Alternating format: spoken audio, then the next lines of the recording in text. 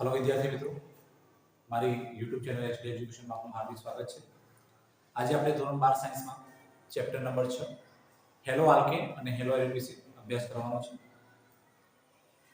Hello alkane અને hello એરીન છે જેને આપણે સંયુક્ત રીતે કાર્બનિક હેલાઇડ સંયોજન તરીકે ઓળખવાના છે।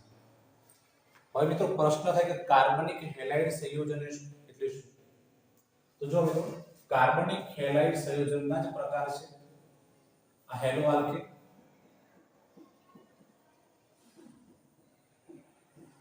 અને આ બીજો પ્રકાર છે હેલો એરીન। તો પ્રશ્ન થાય કે કાર્બનિક હેલાઇડ સંયોજન એટલે શું? તો 11મા ધોરણમાં આપણે કાર્બનિક સંયોજનોનું ચેપ્ટરનો અભ્યાસ કર્યો છે। કાર્બનિક સંયોજનોનું જે ચેપ્ટર છે એમાં આપણે ચાર વસ્તુનો અભ્યાસ કર્યો છે। એક આલ્કેન છે, આલ્કીન છે, આલ્કાઇન છે અને એરીન સંયોજન। તો આ કાર્બનિક હેલાઇડ સંયોજન એટલે શું? તો આલ્કેન હોય, આલ્કીન હોય, આલ્કાઇન હોય અથવા એરીન સંયોજન હોય, એમાંથી કોઈ પણ સંયોજનમાંથી હાઇડ્રોજનનું વિસ્થાપન જો હેલોજન સમૂહ વડે કરવામાં આવે, કોના વડે કરવામાં આવશે? હેલોજન સમૂહ વડે વિસ્થાપન કરવામાં આવે। હેલોજન સમૂહ એટલે X 17મો સમૂહ, X એટલે Cl Br I અને F, આ ચાર સંયોજનોની વાત કરવામાં આવશે। આ Cl પરમાણુ, Br પરમાણુ, I પરમાણુ અથવા તો ફ્લોરીન છે। તો આ આલ્કીન સંયોજન CH4 CH3 CH3 ethane CH3 CH2 CH3 alkane માં ઇથેન છે, મિથેન છે, પ્રોપેન છે। તો કોઈ પણ સંયોજન હોય આમાંથી એક હાઇડ્રોજનનું વિસ્થાપન કરીએ, જુઓ આના અંદર ચાર હાઇડ્રોજન છે, આમાંથી એક હાઇડ્રોજનનું જો વિસ્થાપન કરું તો CH3 એનું વિસ્થાપન કરી X તો આ સંયોજનને કાર્બનિક હેલાઇડ સંયોજન તરીકે ઓળખવામાં આવશે। કાર્બનિક હેલાઇડ સંયોજન તરીકે ઓળખવામાં આવશે। માત્ર એવું નહીં, આલ્કીન હોય, આલ્કાઇન હોય, એમાં પણ જો તમે હાઇડ્રોજનનું વિસ્થાપન કોઈ પણ હેલોજન સમૂહ વડે કરો તેને પણ કાર્બનિક હેલાઇડ સંયોજન કહેવામાં આવશે। ઈવન જો તમે આ બેન્ઝીન રિંગ આપેલી છે એટલે કે એરીન સંયોજન આપેલું છે અને આ એરીન સંયોજનમાં કોઈ પણ એક જગ્યાએથી તમને ખ્યાલ છે કે આ જગ્યા પર 6 હાઇડ્રોજન 6 કાર્બન રહેલા છે, તો એક હાઇડ્રોજનનું વિસ્થાપન છે, અહીંયા જે એક હાઇડ્રોજન છે આનું જો મારે વિસ્થાપન કરવું હોય હું આનું વિસ્થાપન કરીશ, આનું જો હું વિસ્થાપન X એટલે કે ક્લોરીન, બ્રોમીન, આયોડીન અથવા તો ફ્લોરીન કોઈ પણ હેલોજન સમૂહ વડે કરું તો આ સંયોજનને કાર્બનિક હેલાઇડ સંયોજન કહેવામાં આવશે। હવે કાર્બનિક હેલાઇડ સંયોજનના બે પ્રકાર એટલે કે હેલો આલ્કીન અને હેલો એરીન છે। બંનેની માહિતી મેળવીએ, એની વ્યાખ્યા છે, વ્યાખ્યા વિશે અભ્યાસ કરીએ। તો આ વાત થઈ કાર્બનિક હેલાઇડ સંયોજન વિશે। જો તમારે આની વ્યાખ્યા કરવી હોય તો મૌખિક જે મિત્રોને લખવી હોય લખી। કાર્બનિક હેલાઇડ સંયોજન કોને કહેવાય? આ તો કાર્બનિક હેલાઇડ સંયોજનની વ્યાખ્યા। તો હાઇડ્રોકાર્બન સંયોજનોમાંથી કોઈ પણ હાઇડ્રોજન વિસ્થાપન મૌખિક પુરુષો લખી લેજો કે કાર્બનિક હેલાઇડ સંયોજન છે તો કોઈ પણ હાઇડ્રોકાર્બન સંયોજનમાંથી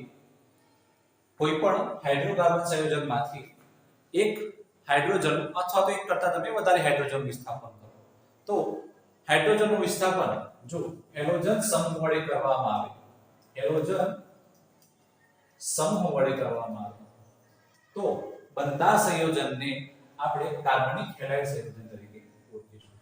હવે એના બે પ્રકાર એટલે કે આપણું ચેપ્ટર હેલો આલ્કેન અને હેલો એરીન વિશે અભ્યાસ કરશું। તો આ જે હેલો આલ્કેન છે એને આલ્કાઇલ હેલાઇડ સંયોજન તરીકે પણ ઓળખવામાં આવે છે, આલ્કાઇલ હેલાઇડ સંયોજન તરીકે પણ ઓળખવામાં આવે છે। અને આપણું જે આ હેલો એરીન છે એને એરાઇલ હેલાઇડ સંયોજન તરીકે પણ ઓળખવામાં આવે છે। પ્રશ્ન થશે હેલો આલ્કેન કોને કહેવાય? તો આપણું જે આલ્કેન છે CH4 CH3 CH3 CH3 CH2 CH3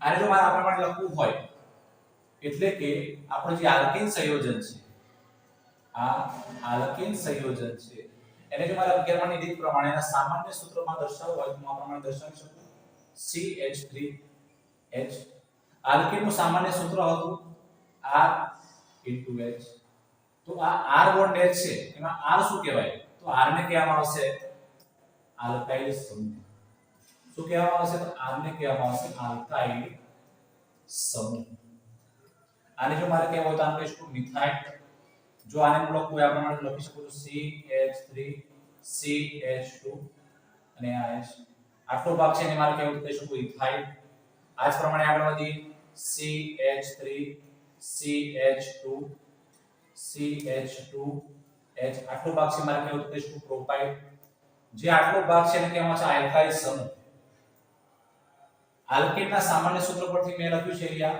CH3H આને કહેવામાં આવે છે આલ્કેન મિથેન આ છે ઇથેન આ છે પ્રોપેન તો આ હાઇડ્રોકાર્બન સંયોજન આલ્કેનમાંથી એક H નું વિસ્થાપન બરાબર છે એક H નું કરી શકો છો કાં તો એક H કરતા વધારે H નું કરો બરાબર છે તો આ H નું વિસ્થાપન જો હેલોજન સમૂહ વડે કરવામાં આવે તો આની જગ્યાએ આપણે હેલોજન સમૂહ મૂકી દઈએ CH3Cl તો આ આલ્કેન સંયોજનમાંથી એક હાઇડ્રોજનનું વિસ્થાપન જો હેલોજન સમૂહ વડે કરવામાં આવે તો જે બનતું સંયોજન હોય એ બનતા સંયોજનને આપણે હેલો આલ્કેન સંયોજન તરીકે ઓળખીશું જો આની વ્યાખ્યા કરવી હોય તો આની વ્યાખ્યા પ્રમાણે થશે કે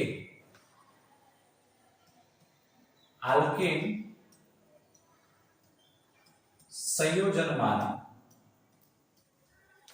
કોઈ પણ હાઇડ્રોજન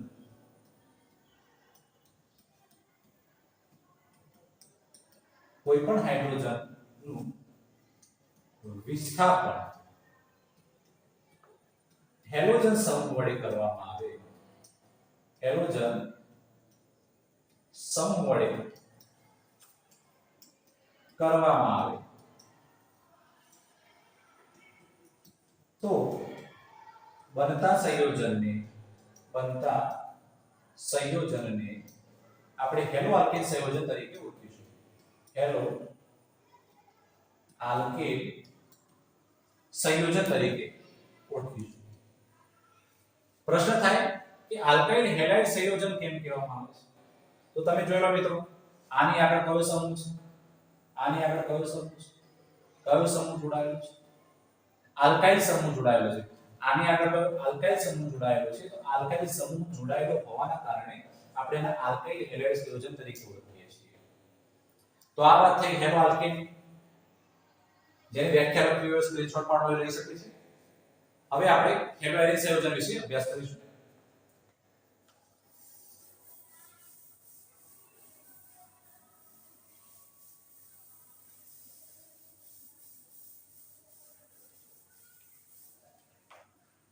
પ્રશ્ન થાય કે હેલો એરિન સંયોજન કોને કહેવાશે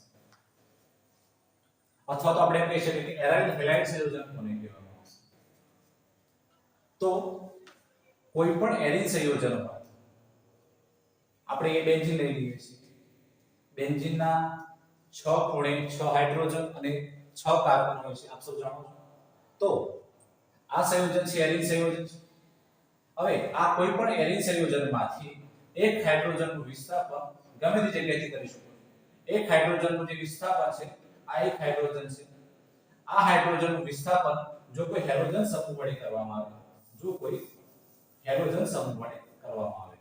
આ હાઇડ્રોજનનું વિસ્થાપન આપણે સમજી લો ક્લોરીન વડે કરી દીધું એવું હોય તો આપણે બ્રોમિન વડે પણ કરી શકીએ છીએ આ સાઈડના ખૂણાથી બ્રોમિન વડે કરી દીધું આપણે કોઈ પણ ખૂણો લઈ શકીએ છીએ ખાલી હાઇડ્રોજનનું વિસ્થાપન કરવાનું છે એકથી વધારે પણ કરી શકો છો અહીંયાથી મેં સમજી લો કે વિસ્થાપન કરીને આ પ્રમાણે મૂકી દીધું તો એરિન સંયોજનોમાંથી કોઈ પણ ખૂણામાંથી એક હાઇડ્રોજનનું કે એક કરતાં વધારે હાઇડ્રોજનનું આપણે વિસ્થાપન જો હેલોજન સમૂહ વડે કરવામાં આવે છે તો બનતા સંયોજનને આપણે હેલો એરિક સંયોજન તરીકે ઓળખીશું અથવા તો એરાઇડ હેલાઇડ સંયોજન તરીકે ઓળખીશું. આમાં જે આટલો ભાગ આપવામાં આવ્યો છે આટલા ભાગને એરાઇડ ભાગ કહેવામાં આવે છે કાં તો એરિક કહેવામાં આવે છે, માટે આપણે એરાઇડ હેલાઇડ સંયોજન તરીકે ઓળખીશું. તો આની વ્યાખ્યા કરવી તો કંઈક આ પ્રમાણે થશે. એરિન સંયોજનમાંથી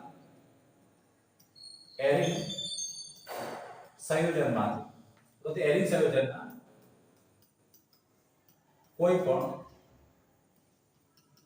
ખૂણાના હાઇડ્રોજનનું વિસ્થાપન જો હેલોજન સમૂહ વડે કરવામાં આવે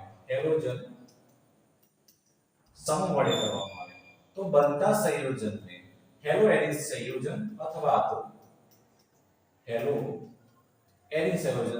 તો એરાઇડ હેલાઇડ તરીકે આપણે ઓળખીશું. તો મિત્રો આ વાત થઈ હેલો આલ્કેન અને હેલો એરિન. આગળ વધતા આપણે આના આઈયુપીએસસી ના ભણવાના છે તો કદાચ કોઈને કંઈક ક્વેરી રહી ગઈ હોય તો આના આઈયુપીએસસી નામ જ્યારે ચાલશે તો તમને આની વધારે ખબર પડશે. આ નોર્મલ એની વ્યાખ્યા છે, એક સામાન્ય પ્રસ્તાવના છે. હવે આપણે આના ઉપયોગો જોઈએ, આની હાજરીની ચકાસણી કરીએ કે આ જે હેલો આલ્કેન સંયોજન છે કાં તો આલ્કાઇલ હેલાઇડ સંયોજન છે એ આપણને કઈ જગ્યાએ જોવા મળે છે કાં તો આના ઉપયોગ કયા કયા છે.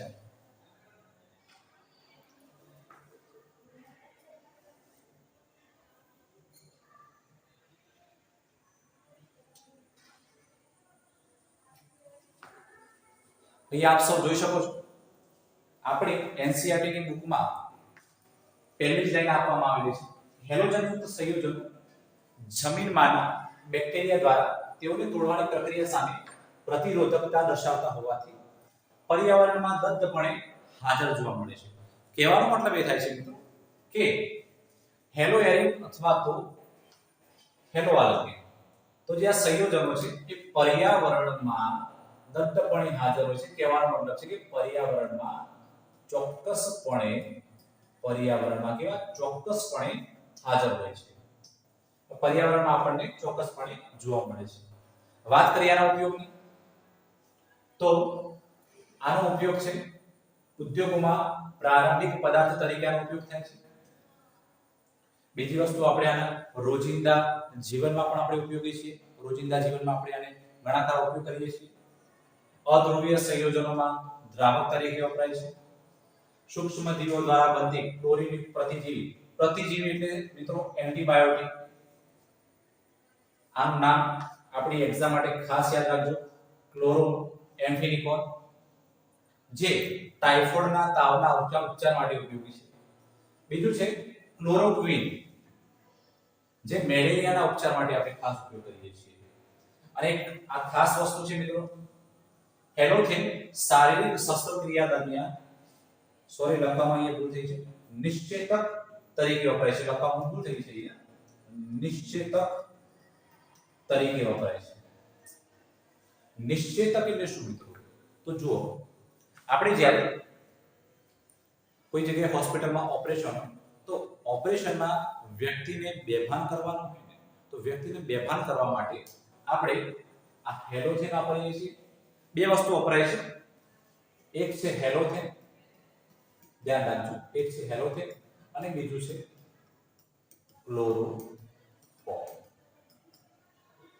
જ્યારે કંઈક ભારે બીમારી હોય, મગજની બીમારી હોય, હૃદયની બીમારી હોય અને ઓપરેશન કરવાનું હોય એટલે કે વ્યક્તિનું પૂરું જે શરીર છે એને બેભાન કરવાનું હોય તો એ સમયે આપણે ક્લોરોફોર્મનો ઉપયોગ કરીએ છીએ. અને કોઈ નાની અમથી બીમારી છે, સમજી લો આંખની કંઈક બીમારી છે, આંખનું ઓપરેશન છે, કાનનું ઓપરેશન છે, કંઈક એક નાના ભાગને તમારે બેભાન કરવાનું છે તો આપણે આ હેલોથેનનો ઉપયોગ કરીએ છીએ. બીજી વસ્તુ કે ફ્લોરીન યુક્ત સંયોજનો છે એ શારીરિક શસ્ત્રક્રિયામાં રુધિરની અવેજીમાં વપરાતા હોય છે. અને આ ખાસ આપણા બધા માટે કે આપણું શરીર આયોડિન ધરાવતા અંતઃસ્ત્રાવ થાઇરોક્સિન ઉત્પન્ન કરે છે. હવે આ અંતઃસ્ત્રાવની ઉણપના કારણે આપણને બધાને કયો રોગ થાય છે? ગોઈટર રોગ થાય છે. ઘણીવાર તમે એડમાં જાહેરાતમાં જોયું છે કે આયોડિન યુક્ત નમક આવી તમે જાહેરાત જોયેલી છે. તો આ જ્યારે આયોડિન ઉણપ આપણા શરીરમાં રહી જાય તો થાઇરોક્સિન ગ્રંથિ જે ઉદ્ભવે એના કારણે આપણું જે શરીર છે, સમજી લો કે તમે કોઈ જગ્યાએ દવાખાનામાં ગયા હોય તો થાઇરોઇડનો રોગ સાંભળેલો હશે, કોઈકનો ગળાનો ભાગ ફૂલ્યો હશે, કોઈ હાથ પગ છે, કોઈ શરીર ફૂલ્યું હશે, તો એ જે ફૂલવાની પ્રક્રિયા કહી શકો તો એ થાઇરોક્સિનના કારણે થાય છે. આપણે એને થાઇરોઇડ નામનો રોગ કહીએ છીએ. બરાબર. આ થાઇરોક્સિન અંતઃસ્ત્રાવની ઉણપના કારણે તમને જોવા મળશે અને આના કારણે જે રોગ થાય છે એને ગોઈટર નામના રોગ વડે આપણે ઓળખીએ છીએ. તો મિત્રો આજે આપણે કાર્બનિક હેલાઇડ સંયોજનો એટલે કે એના બે પ્રકાર હેલો આલ્કીન અને હેલો એલ્યુમિન વિશે અભ્યાસ કર્યો અને ત્યારબાદ આપણે એના ઉપયોગો વિશે થોડીક માહિતી મેળવી. હવે આપણે નેક્સ્ટ લેક્ચરમાં એના સંપૂર્ણ પ્રકારો વિશેનો અભ્યાસ કરવાનો છે. તો આ મિત્રો વિડિયો સારો લાગ્યો હોય તો ચેનલને લાઈક કરજો અને સબસ્ક્રાઇબ કરજો. Thank you so much.